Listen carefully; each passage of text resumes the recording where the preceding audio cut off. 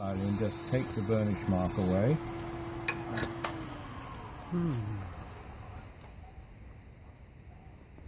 And I don't want the crunching sound. When I turn it around, there'll be a burnish mark still there, so I need to get that out of the way.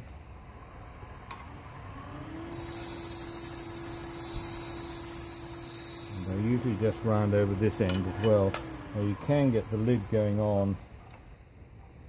Right, that's just about right now. So when it pops off like that, you think, compressed air, wonderful. It probably means that you haven't got this cylindrical as you thought, or there'll be something wrong here. And often when you get that happen, if I just take off a little bit there, that stops. I'm going to first take off a little bit more up there, and there, and then a teeny bit down here.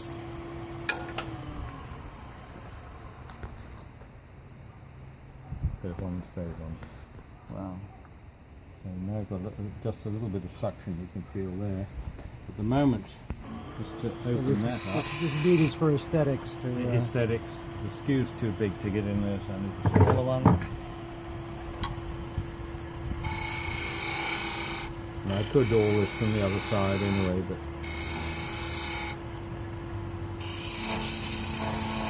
if I don't like it, I can take it off later. So roll the tool over, and I can let the long point in underneath the edge there. It's not really going to be so much a bead as a kind of collar.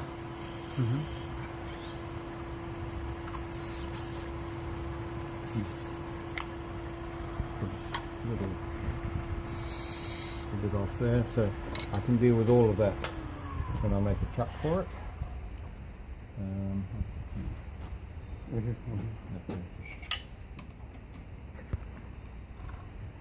I've now got to take off that much, and I need these little bits, which is why you keep all these for chucks. First, and use the bigger screw. Pull that up. Good opportunity to practice. And then it's just like fitting, as you fitted the lid to the base, you fit the chuck to the, you fit the base to the chuck. So, taper, just get that where it budges, where it fits.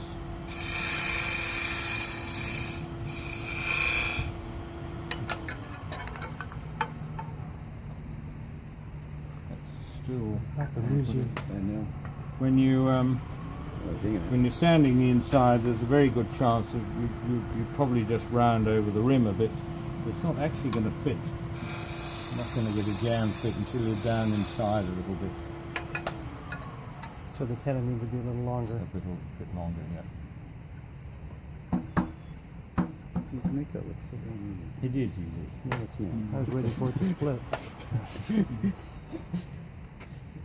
It's getting easier. And if but it's not everything's easy. running true, then it should all go on nice and easy. Now, getting this isn't so easy. So when you want to take the top off here, you don't really want to use the peeling cut. It's a bit too aggressive. So you can just drift the point of the tool, the long point, just gently sideways through the wood. So you've got your hand on the wrist. Just squeeze the tool in with your fingers. And all we want to do here is get rid of the chuck marks.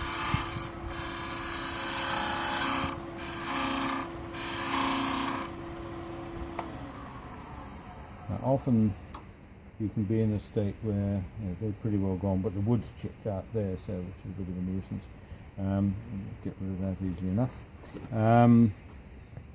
Yes, if you still have teeny little indentations from the teeth marks, often you can hide those by just sticking a groove in, and that'll take care of those. Slight curve on here, so I can use this for peeling.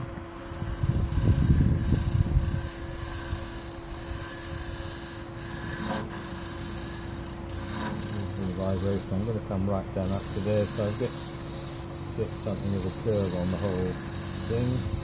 And being really bold, I can actually do a shear cut.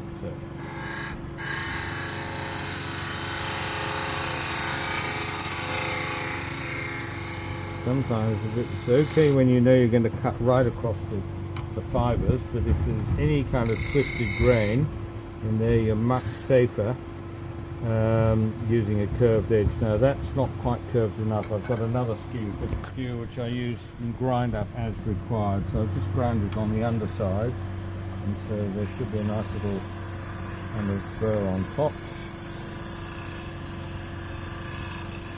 So we'll be able to use this one. And just go terribly gently with it. And I'll get more of a curve in there. It's just going to make it look a little more quirky. Coming round the back, remember I've already got that all nicely dealt with. Quite nice. I usually have a little kind of recess or a couple of lines in there to show it was turned. This is right light coming off this tool. Really, thank you. I can just drag the short corner back. You see it there now? Into the grain. That's lovely, thank you. Right, so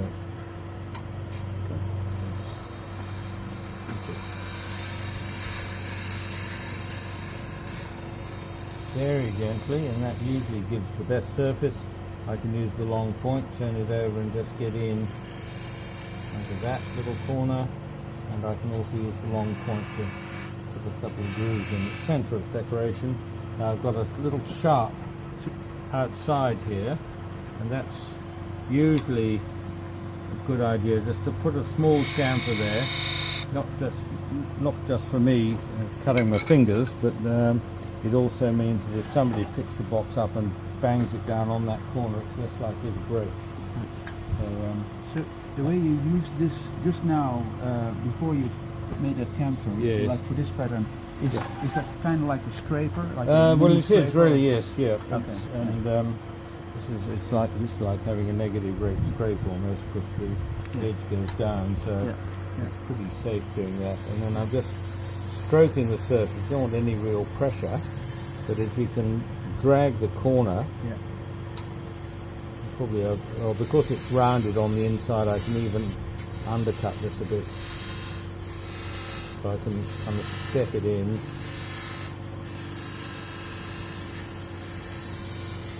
It's very important to let the wood come onto the tool, and if you go slightly too hard, it's going to jump out and vault off the end of the tool. I don't get that. It's No, not tight on there. It's not very tight on there, so if I push too hard here, the wood will grab the edge and it'll just come straight off. I see. And we'll see tears. Well, he won't see tears, and it'll be not unless he looks in the mirror. So, and then then the other point of the tool, the long point, can get into the corner, and here I can even get into that side and just kind of goes a bit more corner, because I'm rounded on the inside, so that's more of a, and that'll justify having this rather a little bit heavier base than I really wanted. So that can now get sanded up. This is the blue, which is 240.